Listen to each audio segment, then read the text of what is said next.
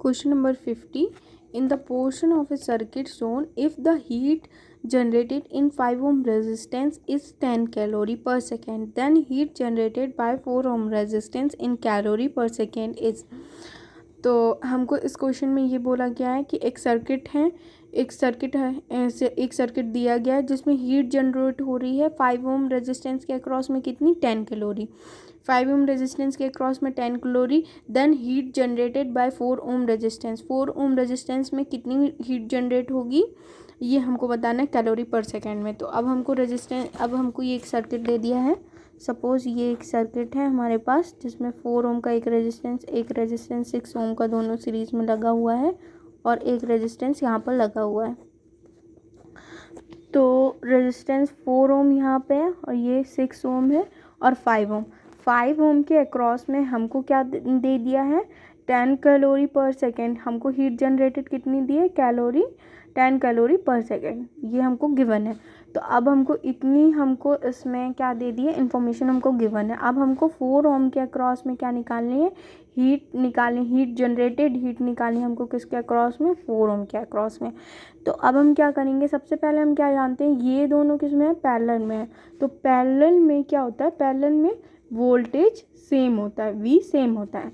ठीक है, तो अब इसके अक्रॉस में एक सेम वोल्टेज हो गया V। ठीक है, ये सारे के अक्रॉस में अब क्या होता है करंट क्या होता है पैरेलल में, लेकिन क्या होता है करंट I क्या होता है डिफरेंट होता है, I डिफरेंट हो गया। तो इधर पे हमने एक एक्स टर्मिनल मान लिया एक वाई टर्मिनल मान लिया। तो ये क्या हमारा हो गया ये हमारा हो गया IX। यहाँ पे हमने करंट सपोज कर लिया लेट सपोज IX इस वाले रेजिस्टेंस से फ्लो हो रहा है और यहाँ पे क्या हो रहा है IY फ्लो हो रहा है इस दोनों रेजिस्टेंस से।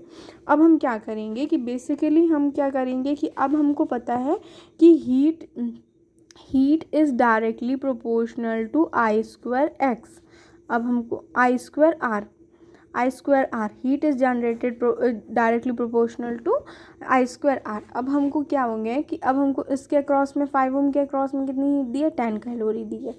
ओके, तो अब हमने यहाँ पे V मान लिया। तो अब हम यहाँ पे IX का वैल्यू लिख सकते हैं IX इज इक्वल्स टू अब 5 ओम के अक्रॉस में कितना है V हमारा वोल्टेज है। तो V इज इक्वल्स टू क्या होता है IR होता है। तो I इज इक्वल्स टू क्या हो गया V बाय आर। तो similarly IX is equals to क्या हो जाएगा V बाय आर। आर की वैल्यू कितनी है 5 ओम। तो V बाय 5 एक इक्वेशन आ गया।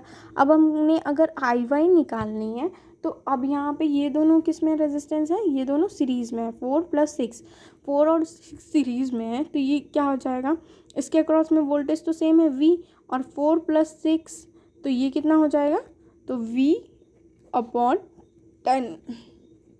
IY का वैल्यू आ गया।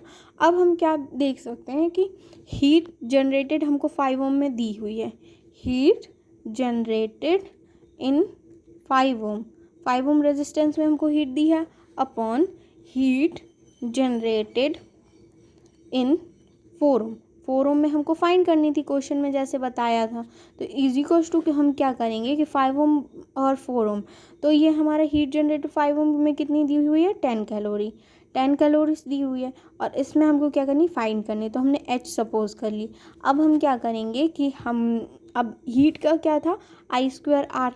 तो 5 ओम के अक्रॉस में हमने IX माना था तो IX square into R upon IY हमने इस वाली ब्रांच में क्या माना था IY। तो IY स्क्वायर इंटू आर।